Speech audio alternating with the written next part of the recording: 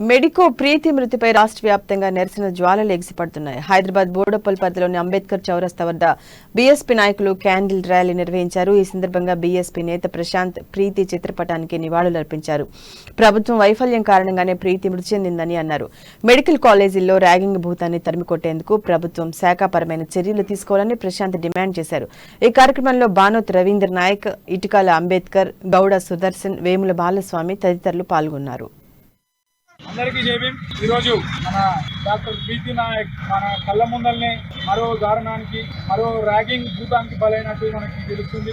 కేవలం డాక్టర్ ప్రీతి నాయక్ ఒక గిరిజన బిడ్డ కాబట్టి అధికార పార్టీ నిమ్మకు నీరంటినట్టుగా వాళ్ళకి ఏం తెలియనట్టుగా పట్టించుకొని ఇలా కేటీఆర్ మాట్లాడుకుంటూ అంటాడు, ఆమె డాక్టర్ ప్రీతి నాయక్ చనిపోయినందుకు మాకు కూడా బాధ ఉంది, దాన్ని కూడా రాజకీయం చేస్తున్నారని అంటారు. మరి మా బిడ్డలు ఎందుకు చచ్చిపోతున్నాయా? మా గిరిజనులు, మా బహుజనులు ఎందుకు చచ్చిపోతున్నారు? మా పిల్లలే అల్కగా దొరికిరా మీకు?